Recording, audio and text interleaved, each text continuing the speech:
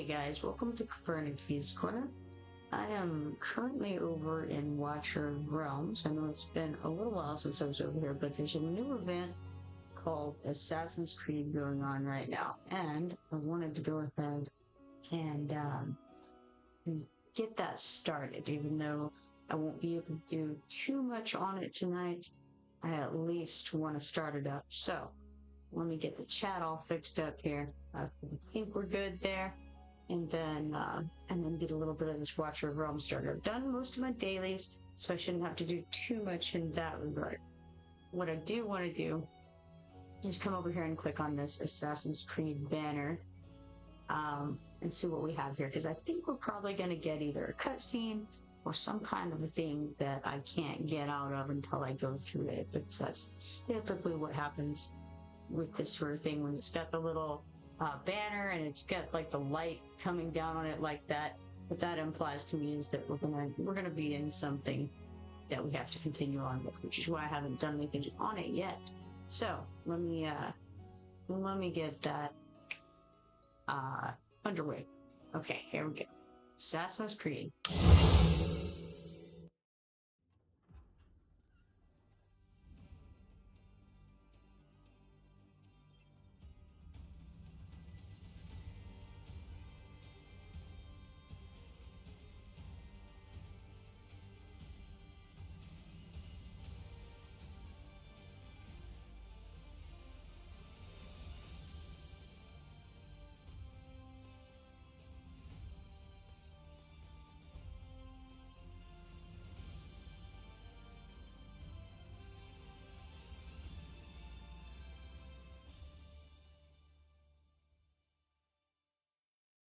Alright, there's a little intro screen. I've never played Assassin's Creed, so I'm familiar with it, but I've never played it, so I don't really know much about it. It says Evie Frye. Don't know who that is. Evie, I suppose it's this girl here on the right. Evie Frye says, "Are you Commander Arian?" Maybe so. And the commander says, "Welcome to camp. We don't get visitors often." Evie says, "My name is Evie Frye of London." I think it's also speaking in the background, and I just didn't hear it at first. But Ezio Auditore says, "Ezio Auditore da Firenze."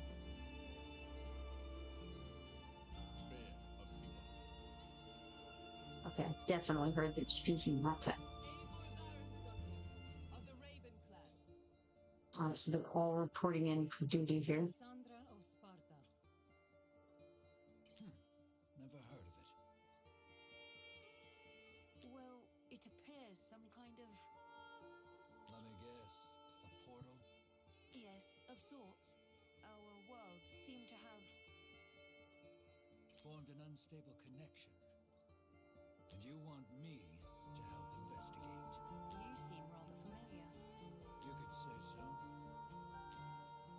Okay, so we got through that introductory thing. Now what you'll see is we've got the yellow flashing circles here. Watch what happens if I try to click anything else. See that? It zooms in. It's like, nah, you gotta do it. If I try again, it's like, this is what must be done. You must click Land of Ancients 820 to 919. That's the only option. Nothing else is acceptable. So here we go. Let's click on it.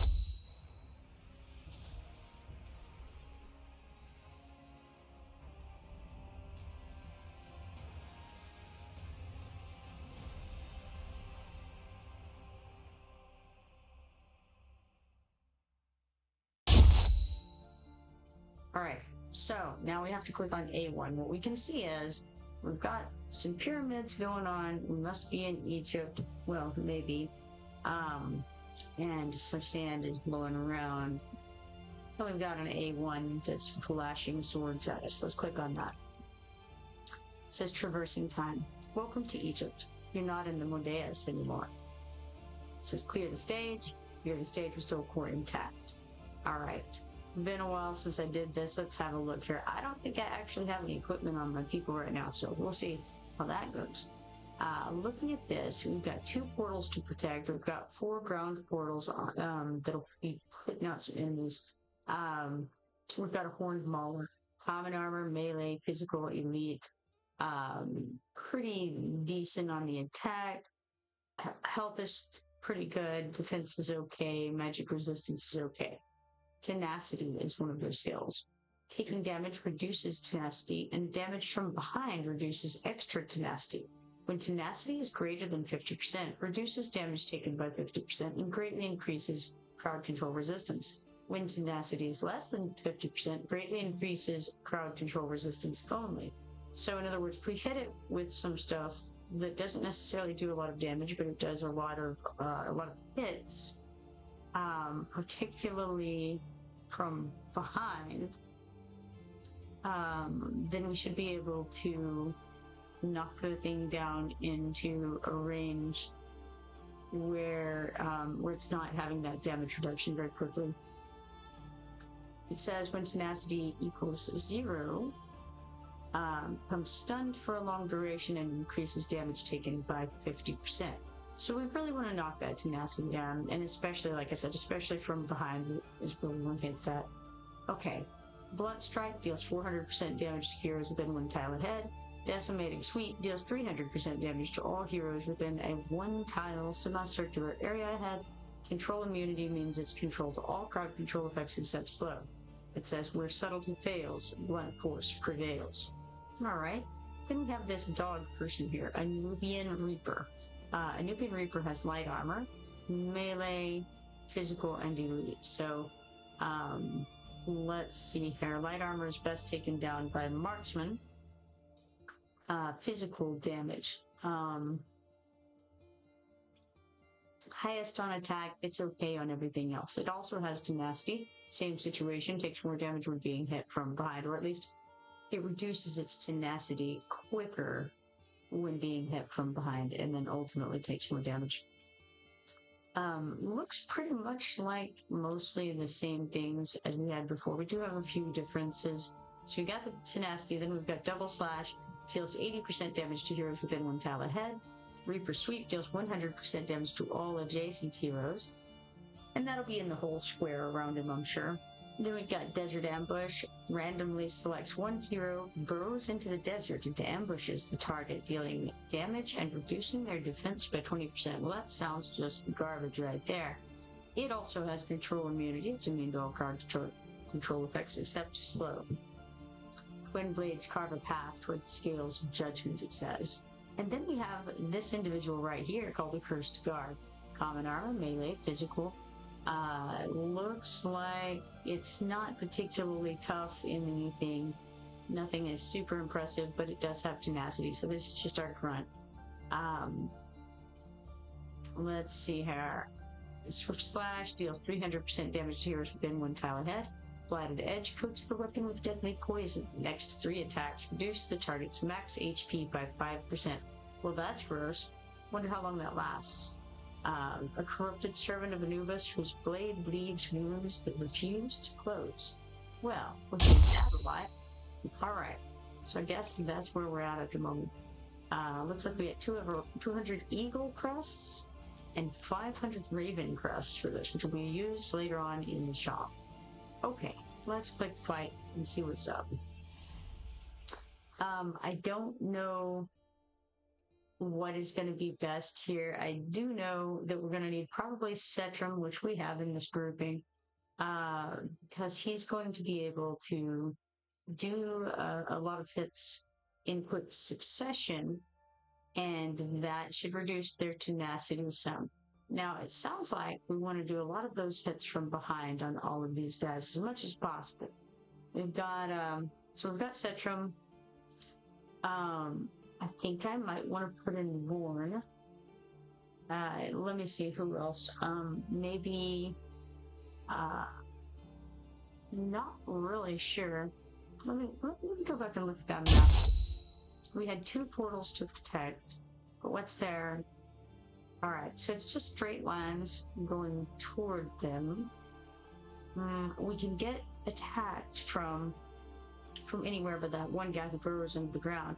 I'm assuming then that none of these are ranged. Yeah, they're all melee. So it says a hero at random will be attacked, but I'm not sure. It was this guy here that does it. I'm not sure if it can include the platform heroes or not. It doesn't indicate one way or another, but it also doesn't say that it's ranged. And it's talking about burrowing into the desert. Well, the tiles are not exactly on the ground, so I feel like maybe the ranged guys will be okay. Not sure. Alright. Let us go to fight again and have a look. I do want to try putting Warren in. I wonder if it's perhaps a bad idea to bring Rosalia along, or if it's a good idea. She's not going to be as effective if she gets hit by some of these burrowing guys. You know, she may just be taken out rather quickly. I'm not certain. Then there's... I'm not sure. I could just kind of go with it. Cole Rosalia, put in Warren.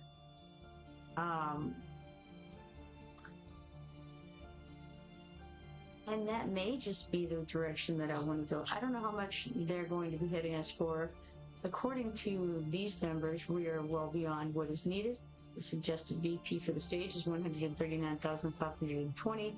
Our VP is 239,785. So I could be overthinking this by even worrying about it too much, just because we have so much more VP than is required for this.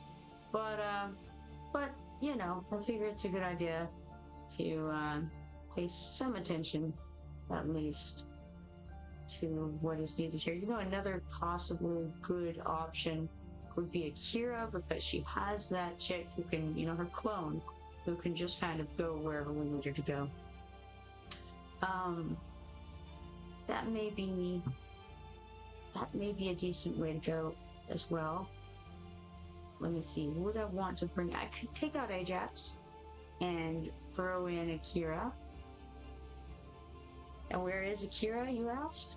I have no idea. Somewhere. There she is. Okay, let's put her in and see how that goes. Let's give it a shot. Looks like everybody has clothes on. That's always good. Traversing time. A land can be stolen without moving it. Noted proverb. All right. I think that I watched a movie that was based on Assassin's Creed, possibly. Okay, so we've got a guy coming out right away. Let's see if we can just start off putting out Sun Wukong first. What's going to happen? Who knows? He may just be killed immediately, but I can follow him up with... Oh, I see it's not quite ready. Valkyria says these monsters have a new and important attribute, tenacity. I guess that's the orange bit underneath there. It's split into two 50% boxes. That makes sense. The monster loses tenacity when taking damage, and loses extra tenacity when taking damage from behind. Yes. When a monster's tenacity is above 50%, their damage taken is reduced, and they ignore all card control attacks. When a monster's tenacity drops to 0, they're stunned for a long duration, and their damage taken is increased. Try attacking the monsters from behind to defeat them quickly. Yeah, I think that's a grand idea. So, Valkyria says heroes from Assassin's Creed are invisibility when moving into bushes. Well, we hate that a lot, don't we? Okay, so one thing I wanted to do was to throw Setram right there, looking down, and then maybe sometimes we attack from behind that direction. He says you look lost. Oniko, don't know.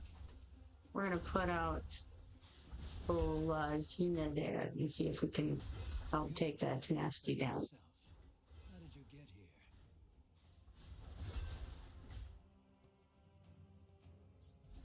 Alright, now I think I probably want to put Dao Chen here. Turn on the ultimates, didn't really pay a great deal of attention, unfortunately, to the placement where things can be put. Thinking, well, let's just stick old Wrath right here for funsies, and then maybe we can get maybe Arrogance out.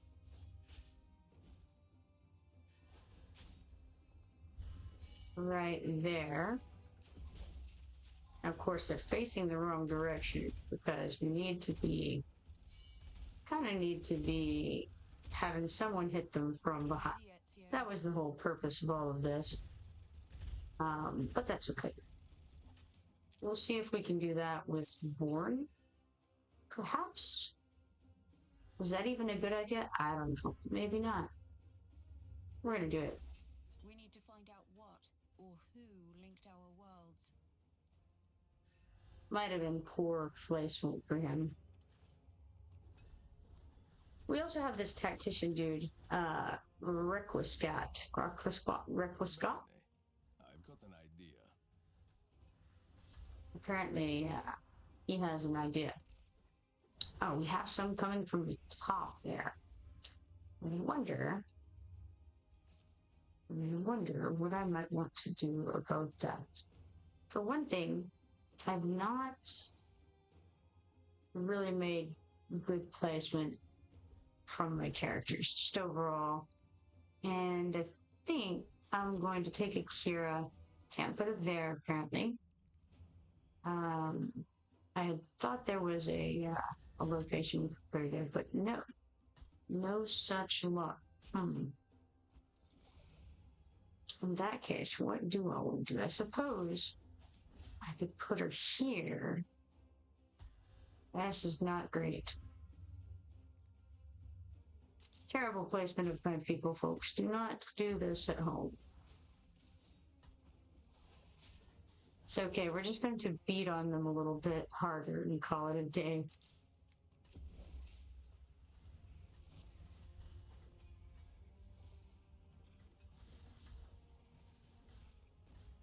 I had hopes that Cetrum would do pretty well at just kind of burning down people from in front and then from behind as they passed. And I think that wasn't the worst idea. Looks like poor old Sun Wukong is going down pretty high, good. But I think, yeah, I don't know. It's not great. Not great. Let's throw our assassin guy, I guess, here. Didn't even consider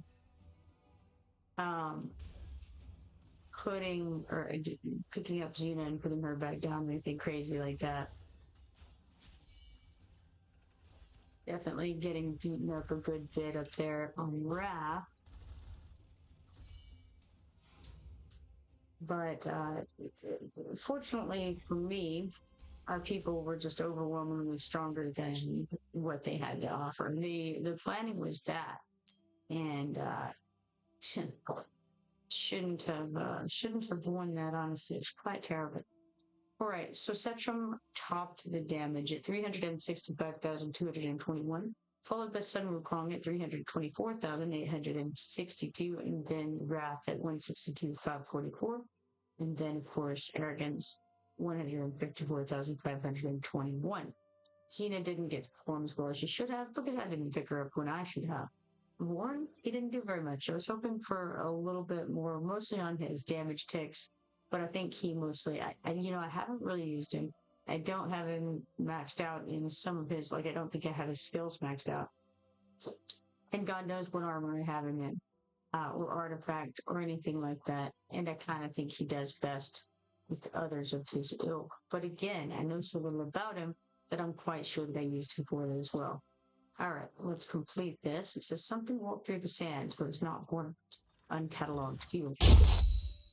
All right, so we started it. We got it. 8-1 done.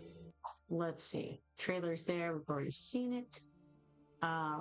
Quests. Level up heroes 50 times. We can claim that. Apparently we've done it. We got a piece of Eden and 250 Raven Crests. That's crazy. A piece of Eden. Mysterious relic left by the precursor civilization. All right.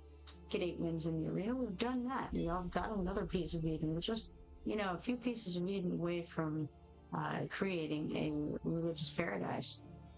We got 250 Raven crests as well. How many pieces of Eden does it take to make a whole Eden? That's the real question. Okay, so it looks like there's quite a few quests that are weekly here, which is cool. Apparently I haven't done much of them yet.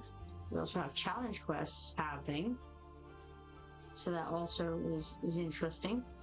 And then we are moving along this progress meter here. So apparently it takes 50 pieces of Eden to make a whole Eden. You can manage that, right? All right, out we go. And what's all this stuff? Who knows? It's not unlocked yet. All we have is what we can see right here. Let's get out of there and have a look in the arena real quick. How's that? We got refresh opponents for free. I could do that, but also I don't have any arena permits left. But we'll refresh anyway, because none of those look very good to go up against for me. Not liking those a lot better, but by the time I'm able to actually fight in the arena, I don't think those folks will matter very much at all. All right. Onward. What else do we have? I see something else here, and I've been putting this off as well because I wanted you guys to experience it with me. So we've got something in the player center. What's that? I clicked on it.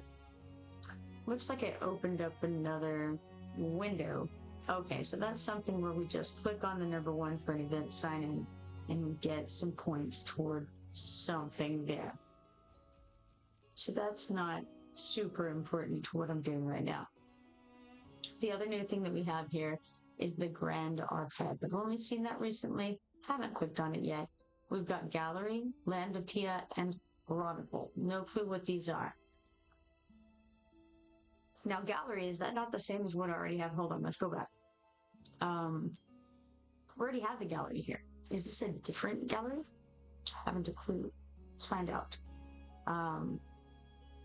First, we've got Borut, who needs to sell us something new because it's just turned midnight. So we're gonna grab this and get that gray guy right there. Okay, picked him up. Now, maybe before I get in deep, I should go to the quests and make sure that I get all of my dailies done. So we've got get friendship points 1 time. Let's do that. Quick claim and give, no problem. Now back to quests, and we've got claim the Tide Onslaught reward 1 time. I'm just going to quickly go through as I have been doing and just claim the loot. We're going to skip the visual, and we got 52 legendary skill dust, 450 talent points, 52 epic skill dust, 1 demon soldier shard suicide, 12,500 gold, 85 stamina, 110 rare skill dust, and then a few more demon soldier shards. That's 2 skeleton guardians, no, 1 skeleton guardian. Counting is hard and reading numbers harder.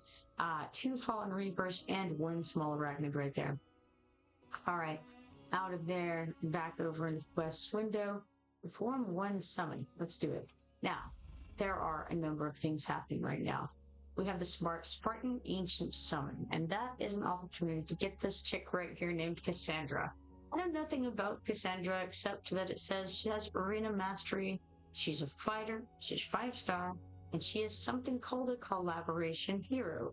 I assume what that's saying is this is a special event that is collaborating 2 different universes, Assassin's Creed and Watch of Realms. So she's a part of that collaboration. Now what I see here is it says perform 90 more summons in this summon event to claim. Here's the sad day. I only have 7 ancient summoning crystals. That's a far cry from 90. So there's not a lot I can do about this. I can perform 7 summons, and I don't know that there's any point to do so because I won't get her. It's not like, well, okay, chances up 20 times. I mean, I suppose there is a chance that I get her if I do the 7. When's the last time I got a reward for this? I think we click on details. We go to, first of all, let's check the pity timer rules, because this says, so we would get it every 185 consecutive summons when the pity timer starts. So guaranteed within 200, but we get 185 before it starts. Let's see where we're at right now. Then we're not very far along. All right. So we have summoned 13 people since our last win on that. It was that Cadrum fellow right there. So it's very highly unlikely that I'm going to get Cassandra from this. I don't know if there's another way to get her or not. Let's come down here. We've got Grokir and Zenite, who are, their chances to get those are up 20 times 20. I think I may have gotten, I think I have Grokir. I definitely have Xena. And Xena is very good. I would definitely not be sad about getting an A1 of Xena. Whether that's conceivable or not is another question. But that's a possibility. Chances on them are up 20%. Same with this Zasni. I think it's Estrid. And I think that might be Midan, right? So those are the epics that are 20 times chances to get. Down here we have the Viking Invocation of Spirits, which gives us an opportunity to get Malvira, who's very good and I've tried to get before, and Eivor Varensdottir. Yes, of course. Eivor Varensdottir is here. And this individual is a fighter, 5-star collaboration hero once more. And it says, perform 200 more summons in this summon event to claim. Now that's going to be obviously the way to go over the Xena/Grokir option.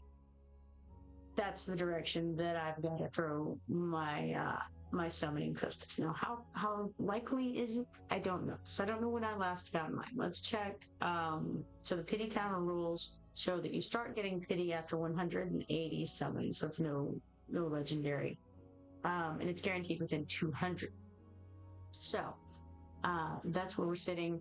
Summoning record, you know, honestly, I haven't a clue, but I've done a good number of these. So that's 40 right there. But we won't, okay, so it looks like we got, this person I think is Kajiri. That's 6 pages in. So we can say, 6 times 3 would be 18.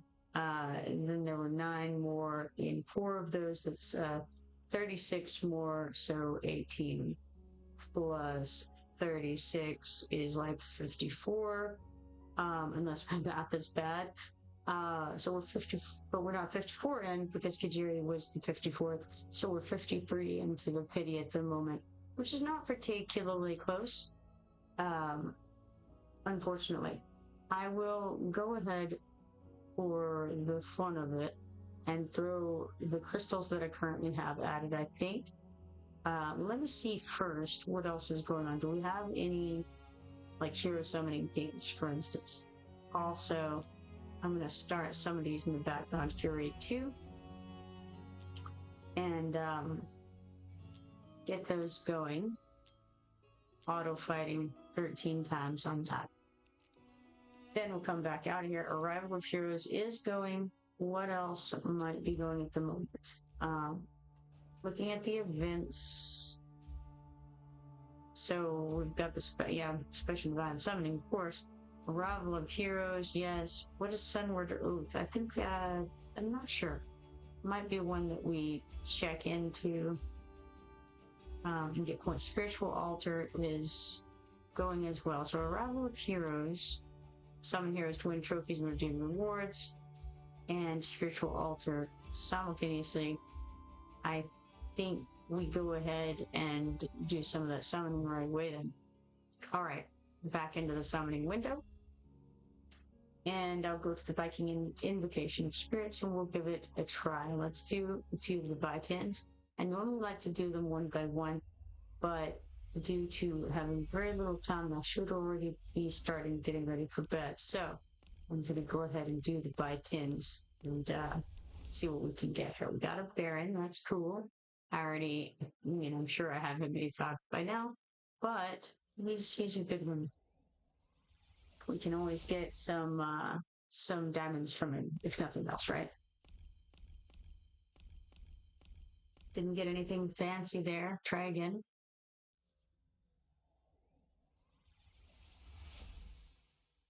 And all blues and greens here, folks. And then we'll do one more by 10, which will eat into some of the diamonds, but not too many. Again, it's just blues and greens. So I believe the only purple we got out of 40 summons was Baron. All right, click OK here. Click OK here. We got a lot in our backup window. And we have these specially defined summonings. These use the legendary summoning crystals, which I only have 7 of. So, again, we have Xena and Procure here, and we have the Viking Divine Summoning situation going on here. Do I want to throw some at it? Maybe. I do want both Melvira and Ivor Varney's daughter. I don't know when I last got someone with these. Let's look and see what we have here. Pity Timer rules, it explains that Pity Timer starts after 12 consecutive summons, and it's guaranteed within 20 summons. Summoning record shows that it's only been 2 since I last got someone, and it was Horizon, if you prefer. I definitely don't have enough to get me very far into this. Do I want to do it? Not sure. Not sure that I do this time. Let's go back. And then I'm going to actually click the summon thing and claim these 15 diamonds and 9 rare summoning crystals. And then I'm going to go back over here and throw 10 at this, because we have almost all 10 here. We'll use 1 set of diamonds for it, for 88 diamonds. And, you know, not getting anything too fancy, but we did get a purple. Better than nothing. That's another Baron. And to 0. Nice. Cool. All right. Click OK. Confirm. And then we've gotten 50 summons in to getting that Ivor. Very nice. All right. Out of there. And I have this Harbor Master returned from sea. Got 30 buttercream mushrooms and 30 jumbo spinach. Cool. Let me make sure I've finished everything here on the faction trials. I did do those. I thought that I did, because I had certainly intended to, but I wasn't sure. So let's check the mine. We have 3,250 gold, 2,350 XP potions, 18 stamina, 1 diamond, 3 mithril, and 2 of these lovely chests. And they, in this case, contain 2 insignia of melee attack 2s and 2 insignia of marksman 2s. All right, back on out of there. Check and see how long we have here. We got 3 minutes and 10 seconds remaining on that. Okay, now let's hop over to events where we have the spiritual altar stuff to claim. For that, we have 100 diamonds, 100 legendary skill dust, 100 epic skill dust, 1 4-star psychic power token, 1 epic skill crystal, and 50,000 gold. Sorry, my phone is over here vibrating like crazy. Apparently, stuff is happening in the world. Turn that off. Okay. Now, what else? Don't know. Then get out of there. Go over to the Oracle's Trial, where we can hit the Arrival of Heroes, and we have a few things to claim here as well. So, we got 15 diamonds, 5 5-star psychic power shards, 3 legendary skill crystal shards, and 175 stamina. Definitely racking up the stamina pretty quickly there. Okay. And then we have the passes. So, Gold Dragon Pass, we performed 10 summons, and therefore we got 750 Gold Dragon tokens. That levels us up to 10. And for a level reward, we have yet another rare summoning crystal. Nice. Back out of there. And in events, we have more. Brave Conquest. We got another 50,000 gold. Excellent. Now, quests. We've completed a bunch of them, and so we'll claim all of them. We got 40 diamonds, 8 lucky knives, 10 friendship points, 2 4-star psychic power shards, and 1 stamina potion sample. The weekly quest, we can claim this, perform 10 summons for 1 rare summoning crystal. Monthly quest, we spent 3,000 stamina, which gives us 1 small stamina potion and we performed 30 summons, which gives us another 2 rare summoning crystals. That shall help with our attempts to get Ivor.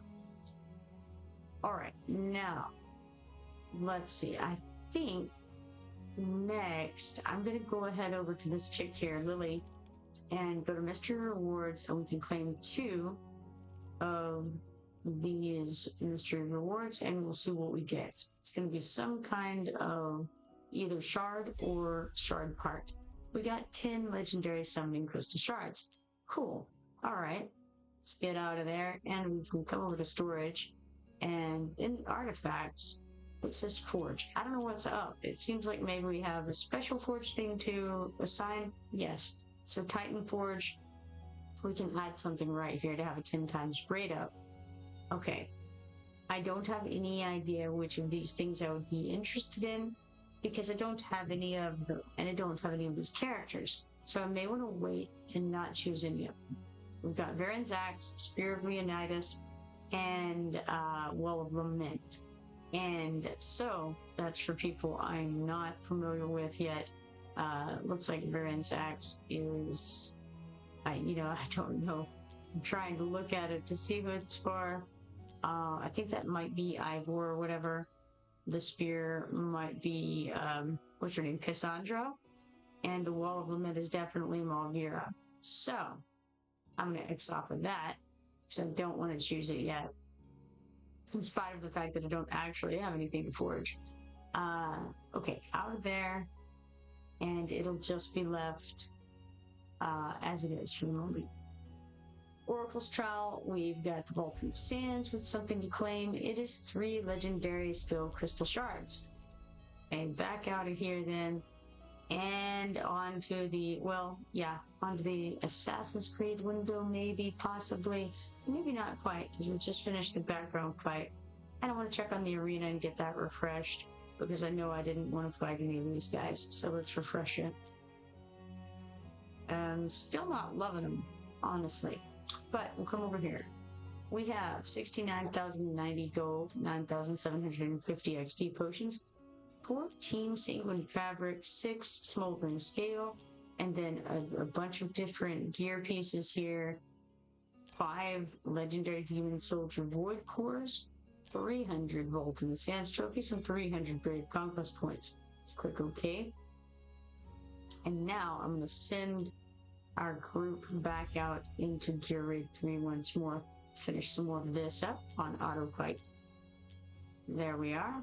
And that'll run in the background while we go and really quickly check out what's going on in these weird places here. So we're at Grand Archive, and let's click Gallery and see how it's different. That looks exactly the same as the gallery we all know and love. Let's see if I have anything. No, everything looks fine. Whatever this unknown faction is still unknown. So, so we have nothing new there. It's just the gallery. Alright, how about the Land of Tia? Alright, it is, it's a map, and it's obviously the known area within the Land of Tia. And I guess we have some idea of which faction is in which place now. Let's try clicking on Northerner here. Okay, alright, Northerner, Thunder of Winter. Elder displays up to 10 relationships per hero. Does that mean, whoa. Okay, we can click around in here, and it's showing if they're allies or what, but you know what it's not showing is any kind of family tree indications. Some of these guys are like brothers and sisters and children and things like that, so I didn't know when it said relationships if that was what we were talking about, but apparently we're just doing allies and not. Interesting. So, the layout is something. Chaotic and Nightmare are close, but where's like Esoterica or whatever? Like where is... we're definitely missing some things. I have no idea what. Interesting. Okay, back out of there. And this is Chronicle. The founding of the Watchguard. Long before the formation of the Watchguard, Tia had already become a chessboard for gods and demons. Forces of order and chaos rose and fell like tides. That age left behind a long and sprawling history, and most records have been buried by time, sealed away in forgotten dust-covered corners of the library.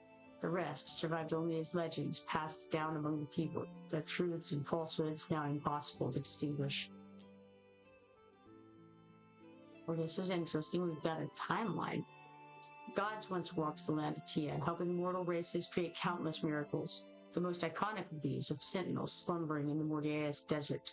The pharaohs and queens of the desert exhausted all means to attain immortality and wealth. The tyranny of many monarchs was overthrown by their own subjects, while ambitious schemers plotted to forge new dynasties. I wanted to say dynastics, and I have no idea why. The corruptive power began to infiltrate Tia. To stand against this threat, an organization named the Collective was established. These warriors swore to study this otherworldly power and eradicate the evil influence it brought. Yet as time passed, the Collective eventually experienced a split. Throughout humanity's long history, several nations were established, one after another. Unfortunately, mortals could not escape desire and greed. In the end, only 3 major human factions remained on the land of Tia: the Mosun Empire, the Yalnor Empire Kingdom, and the Liberos Alliance. Commander Arian and Rex awakened one of the Sentinels in the desert. With the Sentinels' help, they, along with the soldiers and civilians of Acadia, defeated the joint invasion of the Orc tribes. The Watchguard was then officially established in Acadia. Okay. That was the founding of the Watchguard. So then we click Death and Revival of the Commander. Merlius Erdiburn DF says, love your eyebrow raise. Well, good, good. All right, here we have number 2, Death and Revival of the Commander. The Nightmare Council harnessed the otherworldly corruptive power to create a ritual known as the Tide of Darkness. Countless demons and evil spirits swarmed out, slaughtering defenseless civilians. Acadia fell under their assault, and the commander died in battle defending the city. The Watchguard lost its most important leader. Okay.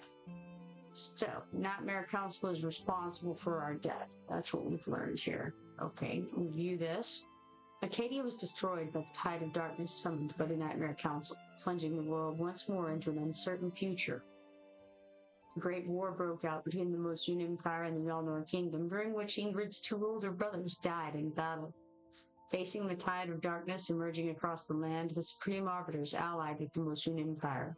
This allowed Cretus to seize great power and brutally suppress those who disrupted order. Empress Ingrid received the gods' blessings during her coronation. Commander Orion was resurrected by a mysterious oracle, allowing the Watchguard to regroup in the Mordeus desert. However, newly revived commander soon found himself hunted down by the Nightmare Council. Alright, Volderon's return is number 3. Through deception and trickery, the Nightmare Council resurrected the leader of the Chaos Dominion, Volderon. The returned Volderon spread the flames of chaos across the world. Once again, the forces of order and chaos reignited their struggle for control over all of Tia. The ancient dragon Emeret allied with the Nightmare Council and summoned the Frostborn to launch an invasion against the Northerners. Oh, wow. We click these things and we find more information. I already missed some stuff here. Did not realize these were going to be more info. I thought it was just visuals to go along, but here we go. So, the missing crewmate. Captain Reeve's first mate vanished mysteriously, but this could not stump Captain Reeve. On an isolated island in the ocean, he found his first mate drawn into a mysterious ritual of the Eldritch God. Falling short, Captain Reeve's anguished cries ring out, rivaling the thunder of 1,000 tempests. A tranquil puddle wets the ground beneath his feet, all that remains of his first mate. The Silent Ocean. Though the captain misleads them at every turn, the commander and his allies inwardly feel pangs of sympathy for the tortured soul before them. After what seems like an eternity, the undead pirate rises to meet their gaze. Captain Reeve's vow. Inarguably a wretched specimen, long devoid of virtue, the captain acknowledges the evil that stole his comrade. Evil his own soul parallels. While he cannot change what he's become, Reeve makes a solemn vow to the commander to aid in vanquishing those like him from Tia's shores. It takes a wolf. Then we have the Nightmare Council scheme. From the fiery depths of an infernal volcano, the Nightmare Council rises, sending forth a demonic molten army while concealing a dire scheme to resurrect Balduran, Lord of Chaos, and purge the rule of order from Tia, returning it to its primeval state. The last Frostborn Leviathan. Amidst the frozen wastes of the north, the Frostborn clan, heeding the call of Ymeret, the Leviathan dragon, descends upon the Fort Blacklast. Allied with the Nightmare Council, they carve through the tundra with cold precision, their onslaught heralding doom. Bitter struggle in the north. Standing resolute beside Valkyria, King Hearts endeavors to repel the relentless advance of Ymeret's forces. With desperation gripping their hearts, they dispatch urgent missives to Commander Arian in the Vigilant Watchguard, clinging to hope for salvation yet unseen. Victory in the north. Ymeret plummets from the skies, shattering the ice with a thunderous crash. Amidst the chaos, Anora stops the ritual, shielding her fallen beloved instead. Defying all instincts, the commander halts his strike, his blade gleaming in the cold light before he sheathes it, choosing mercy. The anomaly. The foes lock eyes in silent understanding before the earth trembles with a foreboding roar. A searing blaze of molten light erupts as a colossal flaming sword rips the icy floor asunder, shattering the frozen battlefield in a cataclysmic surge of power. Balduran's ambush. The colossal sword carves a fiery path through the tundra, transforming ice into brimstone. King Hearts' eyes widen as he recognizes the blade's ominous glow. His call of warning is swallowed by the chaos, the very ground vanishing below. Fatal descent. Enemies and allies alike tumble headlong into a fiery abyss, a far cry from the tundra they'd inhabited mere moments ago. All thoughts of the north dissipate as the commander hurtles toward the unknown foe that dared cast him into oblivion. Salvation.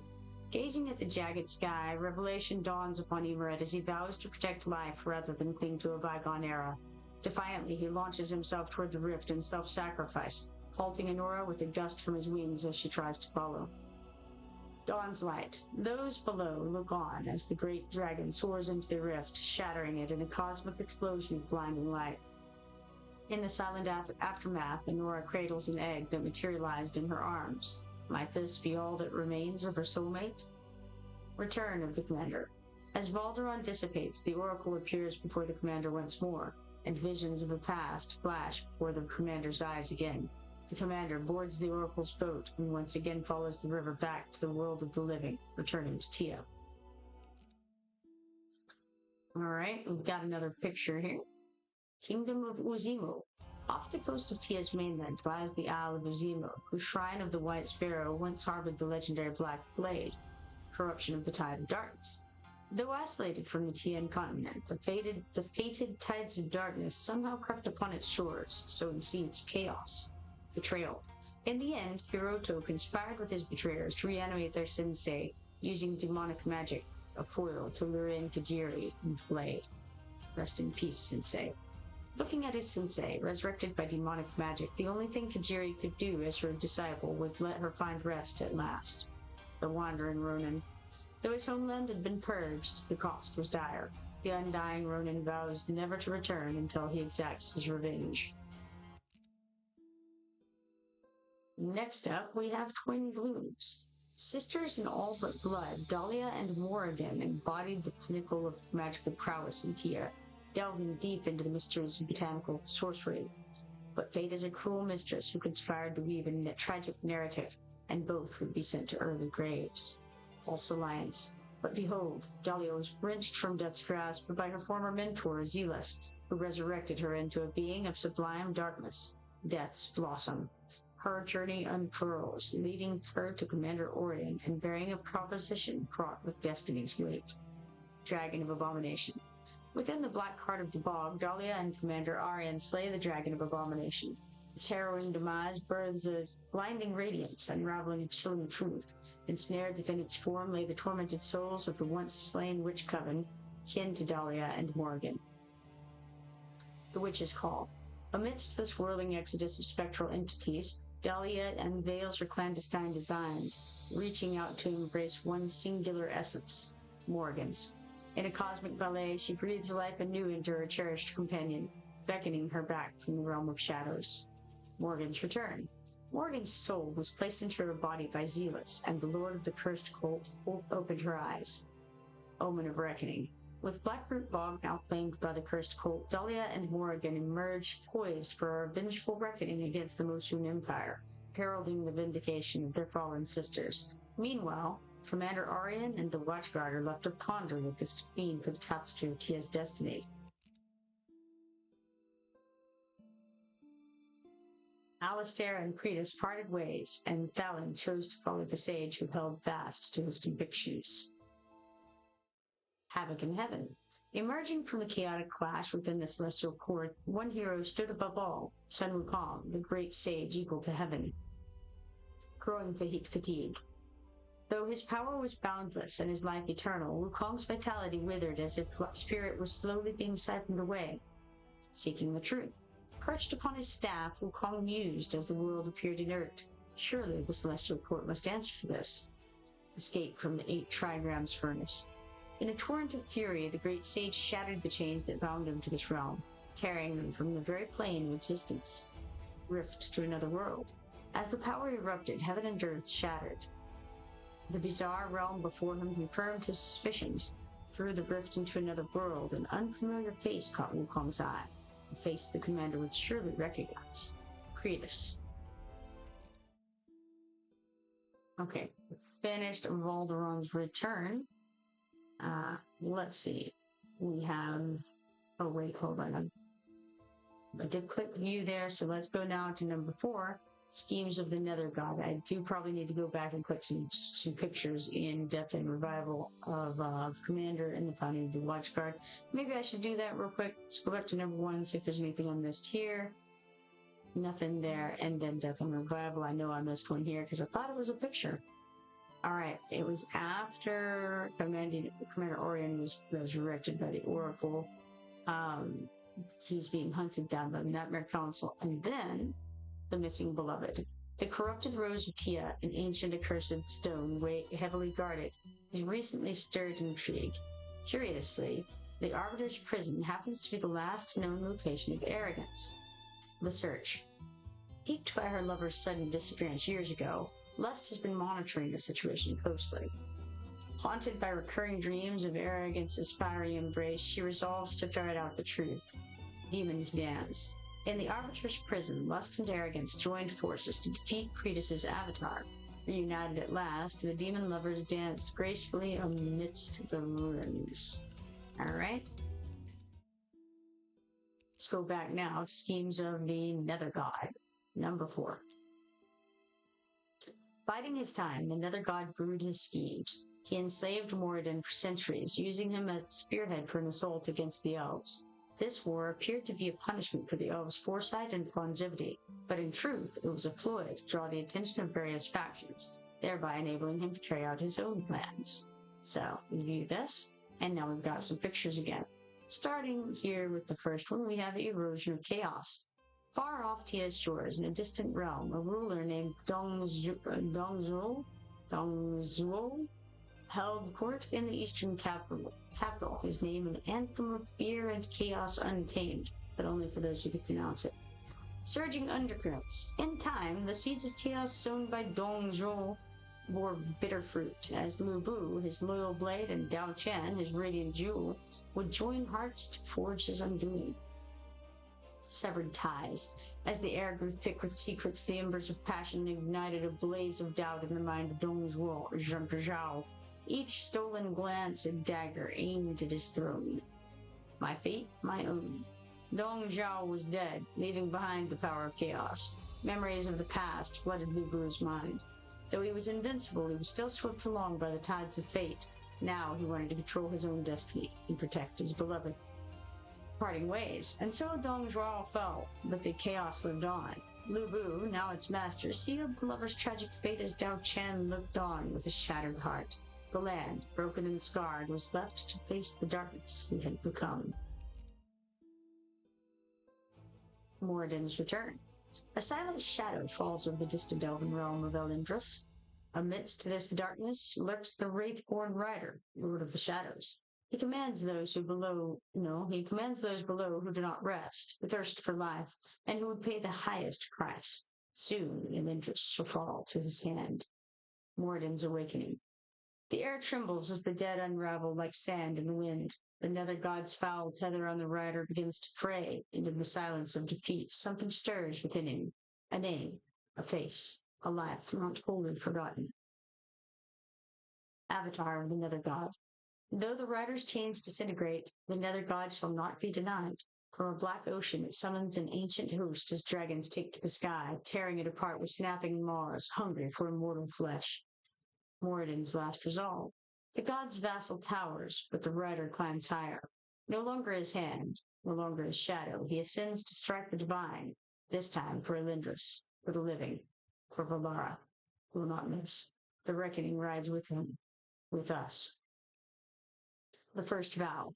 The human and elf loved as few ever had, against the tide of a world that could not understand them. Others condemned this union, but in the face of hatred they rooted themselves in a garden of their making, blissfully unaware of the thorns to come. The lost one. When they took Moradin's lover, he did not seek answers. He sought war. Deep in the void, he surrendered all, his soul, his will, everything to see them burn. These chains became his sin, his sacrifice, his retribution. From ashes to ashes. The shackles are broken, yet Moradin wears them still, in memory, in marrow. His kin will thrive, and he will endure, but dreams belong to the living, and he has something else now, something that remembers, but cannot return. The underworld's gaze. Moradin speaks now to the living in Tia, though their fates are sealed. The god below has risen, ravenous. Do not call this war, for it is your final reckoning, and you are not prepared.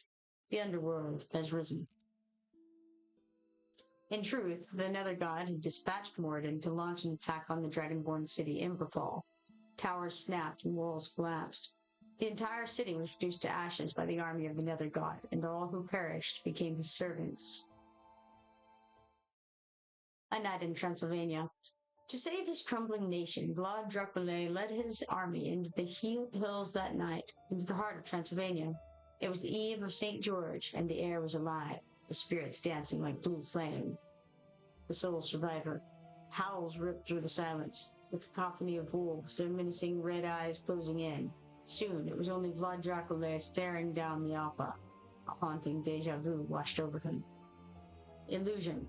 As Vlad Dracula lay dying, the air kindled blue, shaping a familiar figure from the light. Was it Lady Mina? His heart knew before his mind could deny it. When Vlad Dracula woke, before him stood the love of his life, Lady Mina.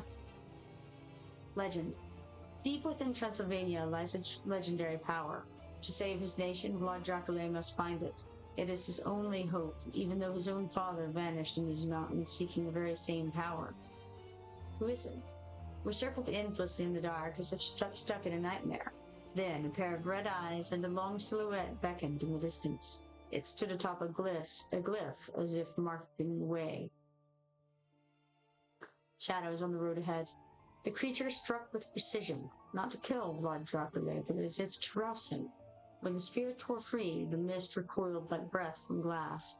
A blackened citadel, the piercing gaze. Revenge begins. Illusions, whispers, charlatan snares. He is a clever man, Dr. Van Helsing, but time is on Count Dracula's side, for he has many places of rest and many vessels to feed on.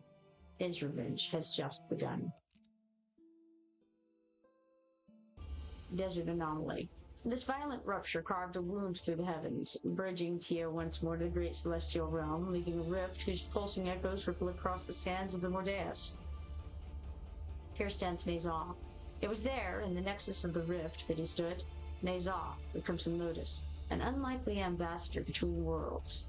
And as the winds slipped silently between realms, the fates of all became entwined. Nazah's remorse. In a distant realm, the nine-tailed fox lay imprisoned beneath the star-picking belvedere, guarded by the celestial court. By will and wit she broke this seal, her essence spilling forth like ink across a sacred canvas. Nothing but death. The nine-tailed fox absorbed countless souls in Tia, greatly increasing her cultivation. Witnessing this, Nazah's remorse deepened. To atone for his mistakes, he embraced death without hesitation, resolving to perish alongside the nine-tailed fox. Captain Skullflame and his pirate crew were lured to a mysterious island. The commander learned of their whereabouts and, encouraged by Maureen, planned to claim a share of the spoilers. Okay, that looks like the end of that chronicle there. Now, if there's anything else, I don't see it here. So, alright, back out we go. Now we should be able to click arena and probably refresh some things. And we do actually have one permanent. I want to use it. We'll refresh this and see what's here. I don't see anything I want to use it on, so no, we'll skip on that for now. We do have some background fights to claim. We've got 39,470 coins, 6,000 XP potions, 4 sanguine fabric, 5 smoldering scales, a little bit of gear of different kinds, 180 vaulting sands trophies, 180 brave conquest points, 5 stamina, and then 10 skeletons, guardian, demon soldier shards.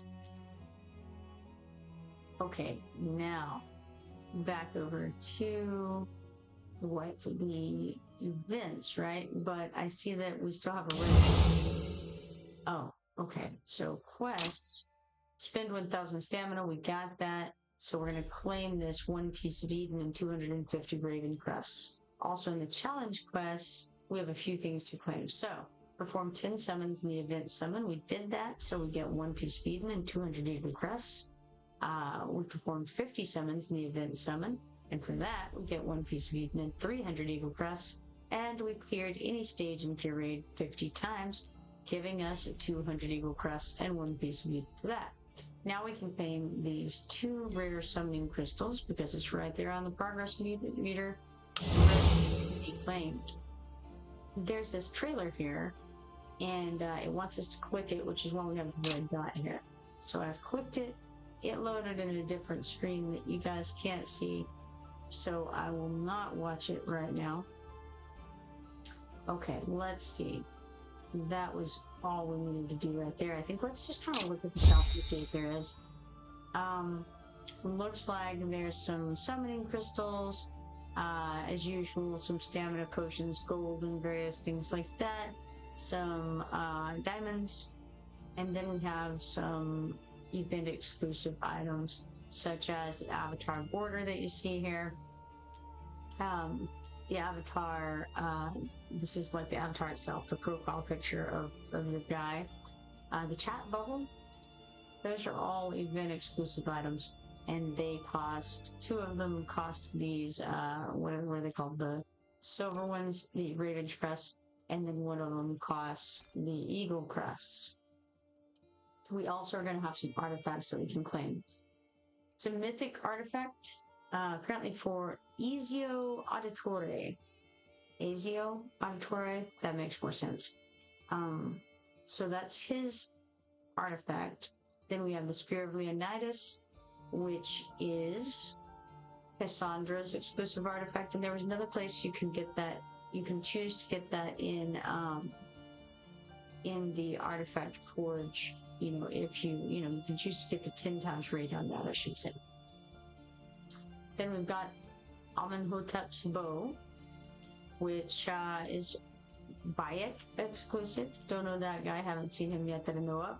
And then we've got Varen's axe, or Varen's axe, which is for Ivar Varen's daughter. Alright.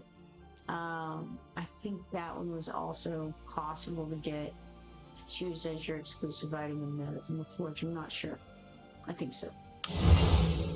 Okay, so we got that. Now let's see. Let's head over to events and see what we haven't looked at yet.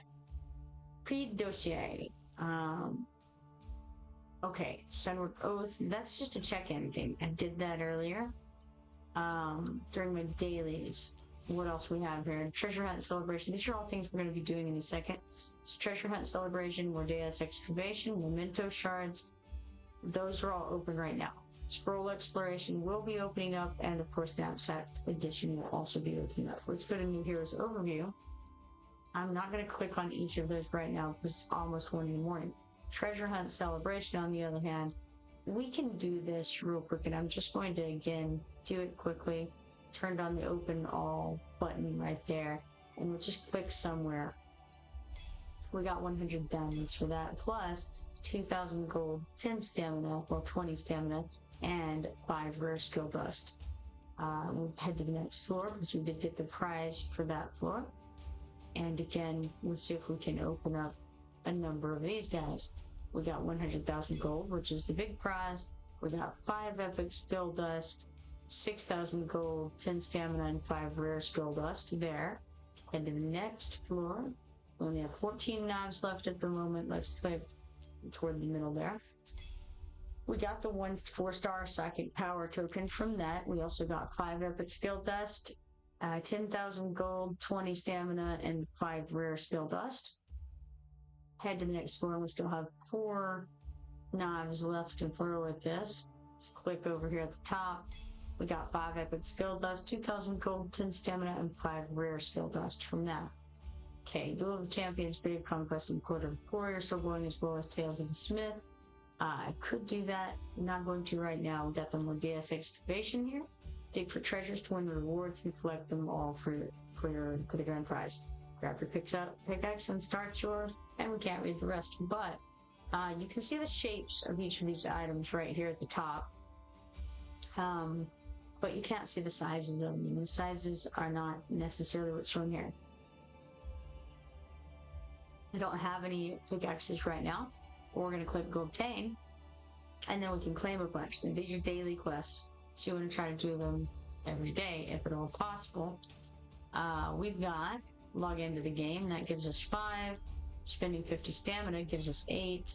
Participating in the arena gives us another 8. Clearing stages 5 times gives us another 8. Taking 5 pieces of gear from Gear Raid gives us another 8. And completing 2 individual quests with the guild gives us another 8. Now that was all of the dailies. The rest of these are challenges for the duration of the event. Spend 500 stamina during the event. That gives us 10 pickaxes.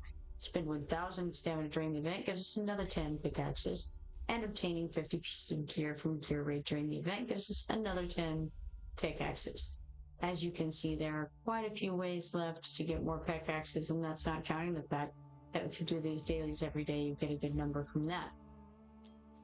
Alright, now let's see. We've got a couple of swords, we've got like some kind of scarab, and we've got a couple of little circular things. The scarabs are apparently 6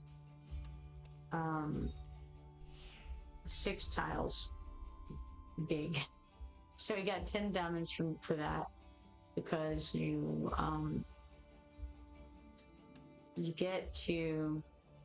get a prize every time you unveil one of these symbols. Now, where else might we have? I have no idea how large the swords are. I should probably know this, but I don't. So, alas, alack. Let's see here. There's not one on that side. Maybe there's one over here. There is. Oh, nice. Alright. So the swords are quite large. The question is, we got 10,000 gold. So the question is, would we have that be to the right of the scarab, or would we have it be to the far left of the scarab if we were designing a picture, right? And then where would be the little round buttons? Let's assume a little round button might be over here. It's the sword that's over here. That works too. I'll take it. That was the other possibility. So, we got 10,000 gold for that. Now, where would we put a little round button at this point? I have no idea, to be honest.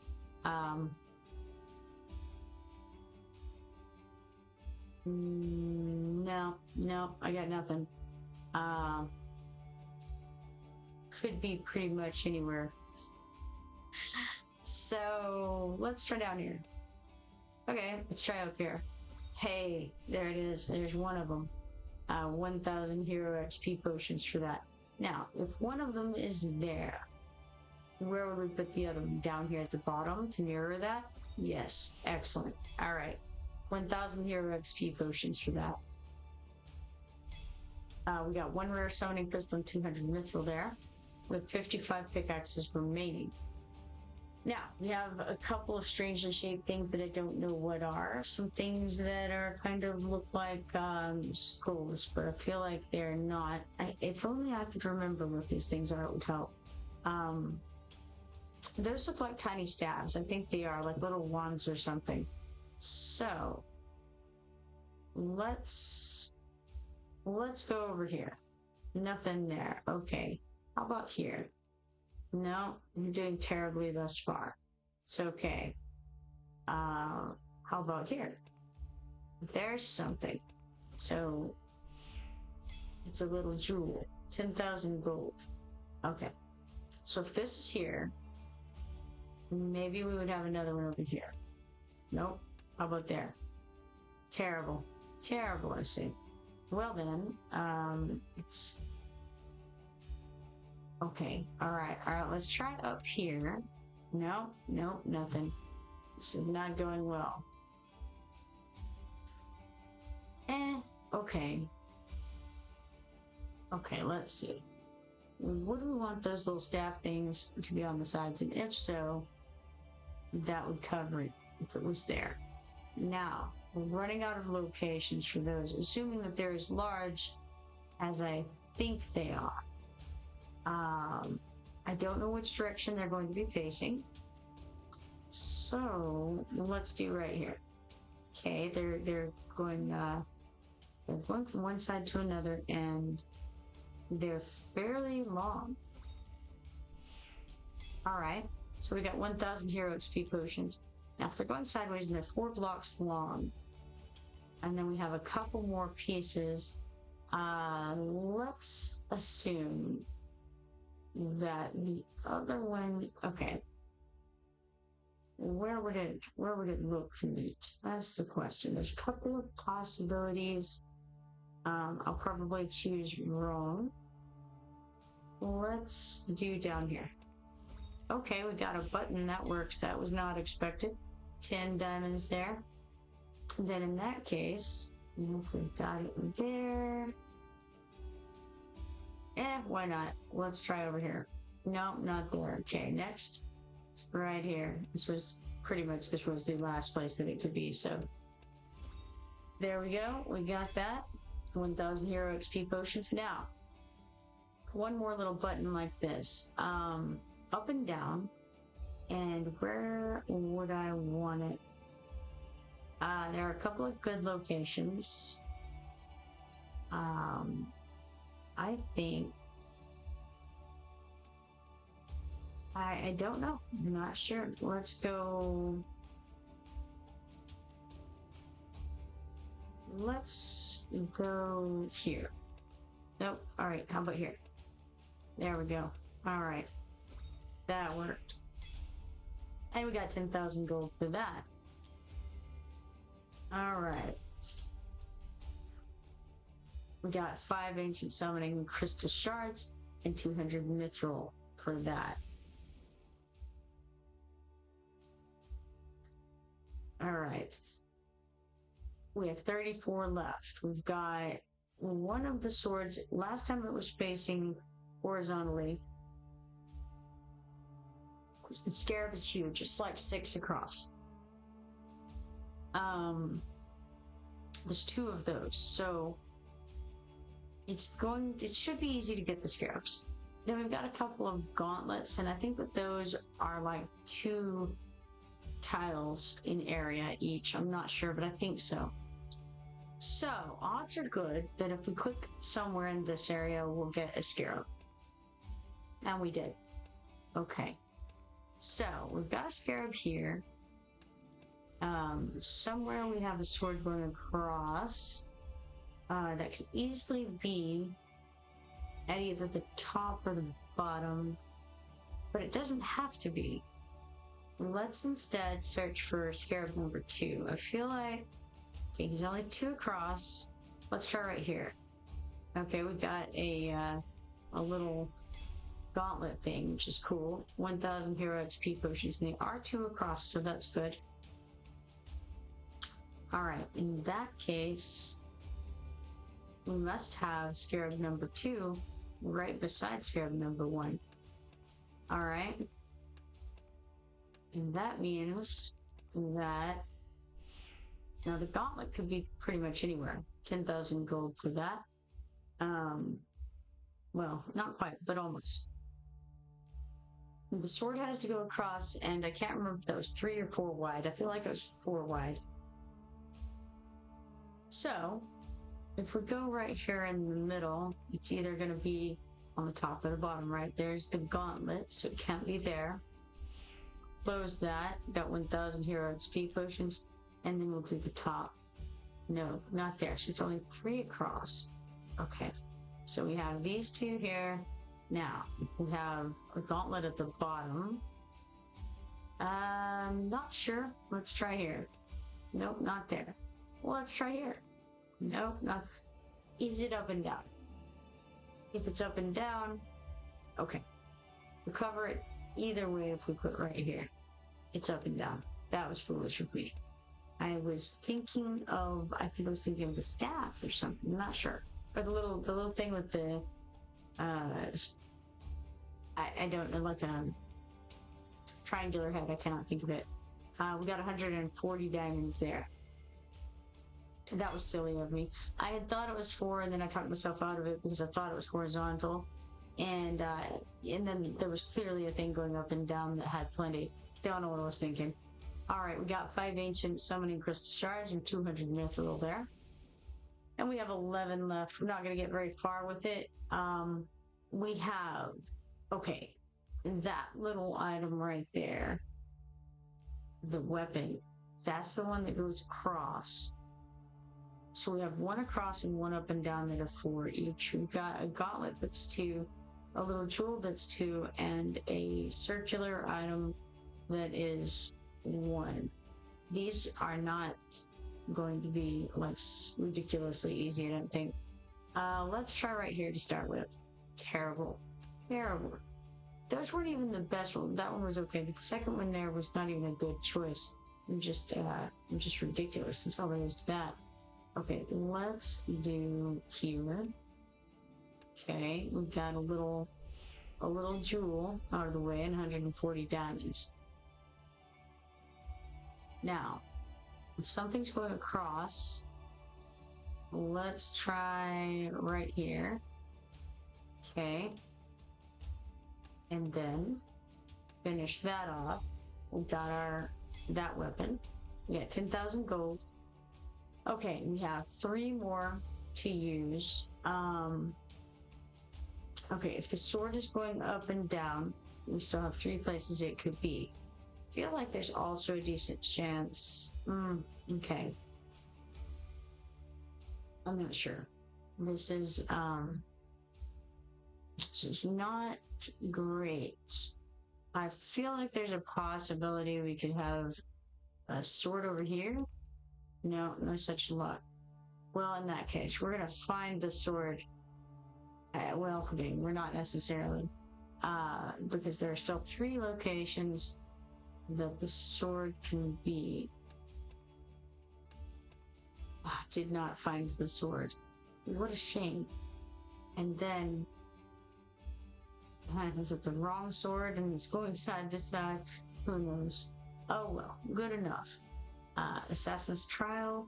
I clicked it and it says downloading assets. That's a little weird.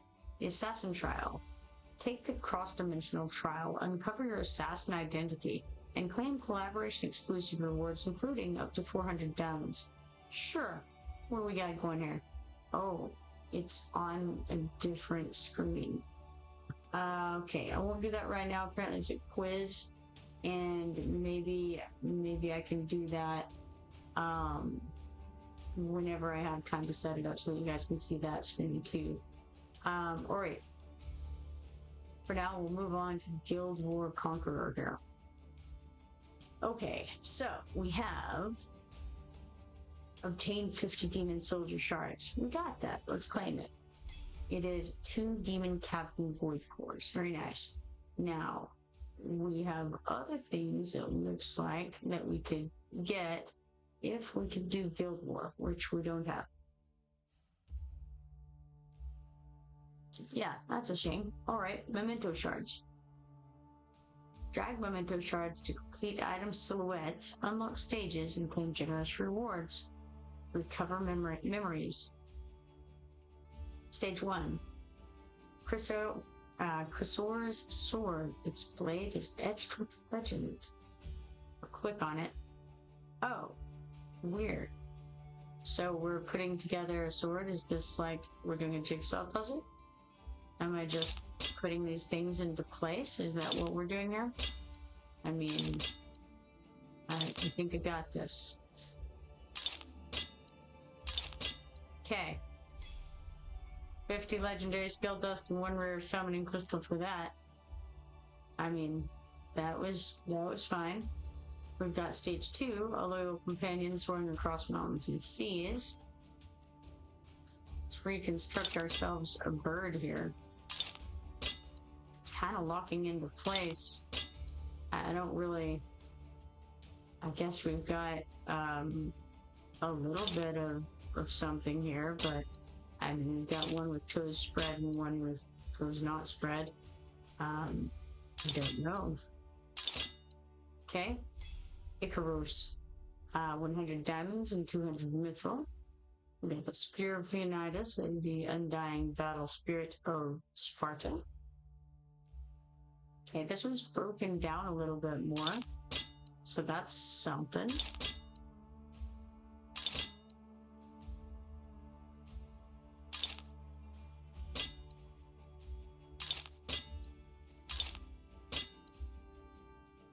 Alright, we got the Spear of Leonidas, and 80 damage. So what is this exactly? Surely we didn't get a whole spear for that, right?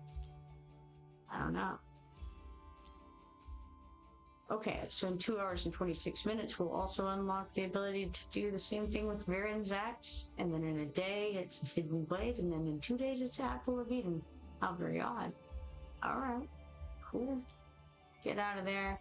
We got the Sunward Oath. That's just the, login claim. The Mortal Codex is currently running. I don't have anything going with that. See if I have any auto things. I don't know which of these things I've done and which ones I haven't.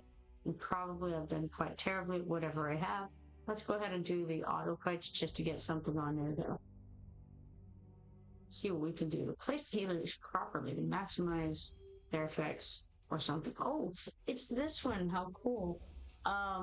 Last time I did this one, I didn't really have any reasonable healers to deal with this this situation, or at least they weren't leveled up and whatnot. So I think that if I get a chance to do this again, I'll be able to do it significantly more effectively than I did this time, which was some time ago.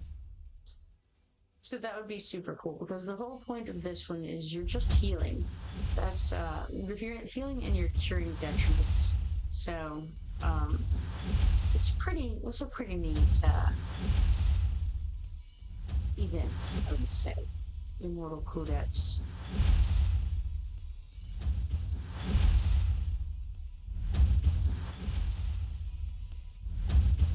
So we're at B+ at the moment. Now there's A.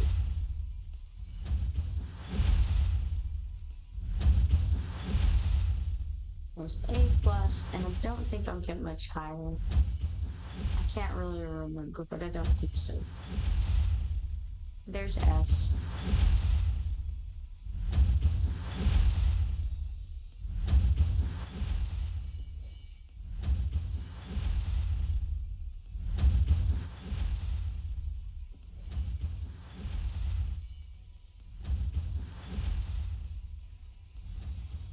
He's about to finish me off here. Alright, so we got the victory. We got an S rating. Apparently that's a new record. 2,200 of the Immortal Sovereigns. Stats show that obviously the those Medons, or whatever they are, not Medons, the other one, maybe, or whatever they are, they did pretty well. As far as HP goes, it looks like Aelin topped the healing, followed by Leia, then Sandy, Vortex, Dao Chan, and then Medon. and that's just as far as the healing goes. There's also a healing component, or no, a curing component that comes into play in that fight. All right, now complete this. Got our entry in. Here's with dispel abilities. Encounter the debuffs. Improves by the Wasteland Titan. All right, cool. Got that. Then we've got Hellfire Emperor. I should have an auto fight for that. So let's go ahead and throw that at it. Fighters with high block and strong durabilities have a significant advantage in this battle. Yes, I have memories of doing this. I've done this one more recently than the healer one. So it won't be as bad. Well, I mean, okay, that's not what I mean to say. I mean, it will reflect my current status more accurately than the previous one. Which is not to say that I did any better here, but it's more accurate to what I currently have.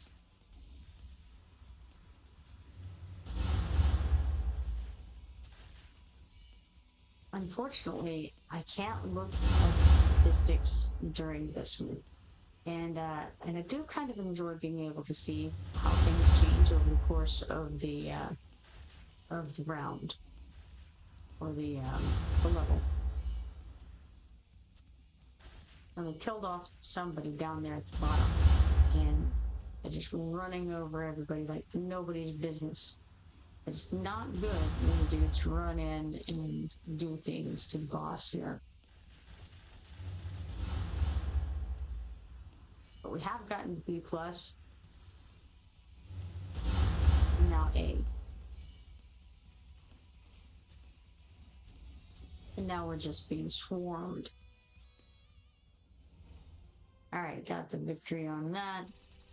And new record apparently. We got 2,000 more of the Immortal Sovereigns. Stats. As far as it goes, it's kind of difficult to rank these guys. I'm going to go by damage taken. Vlad took the most damage at 954,471, followed by Baron, 584,135. Then Olog and Regulus both did quite well. And after that, it goes down to, I think her name is Isolde, and then Avaline. Avaline can block more people. That's the advantage of her. Okay, there we are. Complete this. It says when facing these enemies, knockback and AoE stun can prove highly effective. Sure thing. All right. And then the last one here is Arbiter of Frost. So I'll click on that and get that auto fight recorded as well. I don't recall which one this is. Continuous damage poses a greater threat to the Arbiter of Frost. So maybe once we get in there and I start looking at it. Oh, yes, I have vague recollections of this. And I think I've done it more recently than the healer one as well.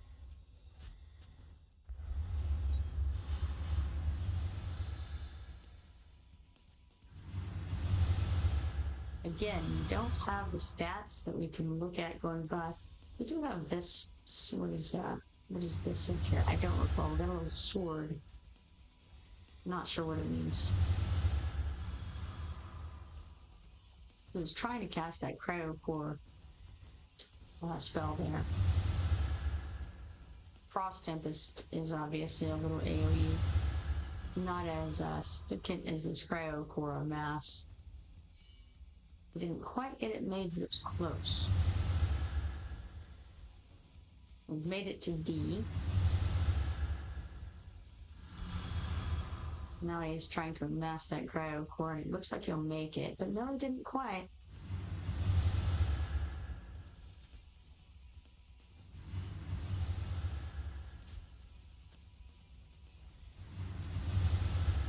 Let's see who I have.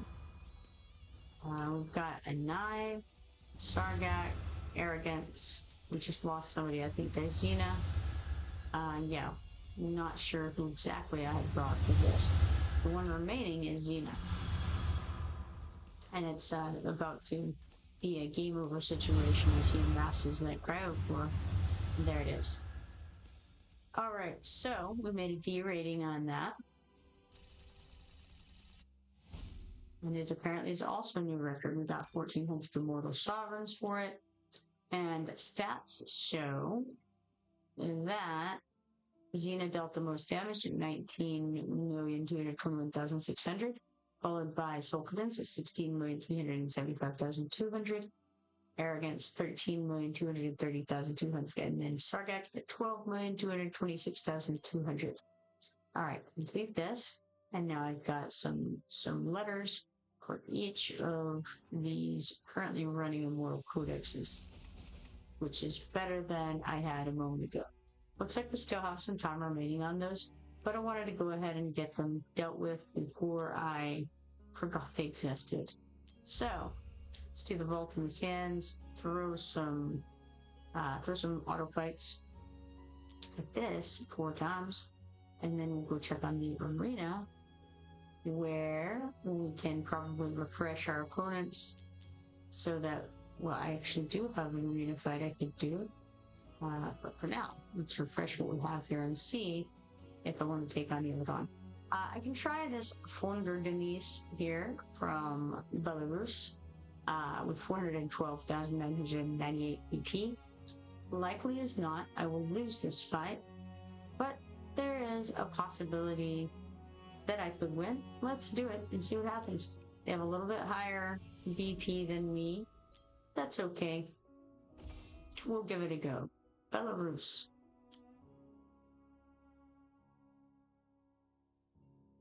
I see that they're level 87 also. Alright, let's see what they do. First and foremost, they threw out Sun Wukong, who has Splitting Hairs. Deals 100% damage 18 times to one enemy and inflicts stun. As you can see, Sun Wukong also makes little clones. Then they have Vera, who I don't recall, although I have seen her before. She has extended clip. Immediately gains 1 temporary magazine fully loaded with tactical rounds. While the hero has tactical round, increases attack interval by 30%. When all tactical rounds are depleted, removes the above debuff. Meanwhile, if the magazine is empty, automatically reloads 1 magazine of precision rounds. And I've lost that round. What a shame. They've also thrown out Rocks over here with Stoat Defender. Increases defense by 30% and block by 1. During the effect, each instance of damage taken increases damage dealt by 10% up to 100% damage bonus. And I feel like there's somebody else up there, but maybe it was just a Sun Wukong clone. Wait, there he is. It's Wrath. Wrath has Heavy Blow. Autocast increases damage by 30% for 30 seconds. Additionally, every 3 attacks launched triggers an extra attack to up to 5 enemy units in range, dealing 115% damage. And then, anyone else? Yes, it's this person, Kanan. Kanan is an Angel of Ruin and we were defeated. Well, not unexpected.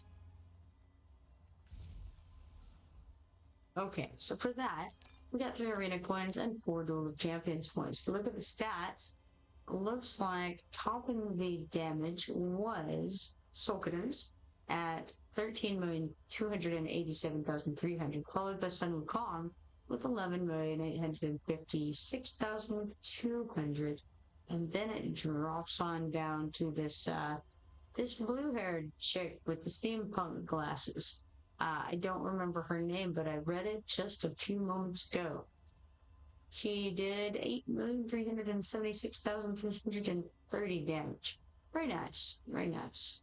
Okay, let's go back and see if I, well, for one thing, if I finished my background fights yet or not. Looks like it was perfect timing there. We got 24,670 gold, 3,000 XP potions, 2 pieces of gear, 80 Vault in the Sands trophies, 80 Brave Conquest points, and 15 stamina for that. Alright, I'm also out of arena permits. I can run another fight for the Vault in the Sands real quick.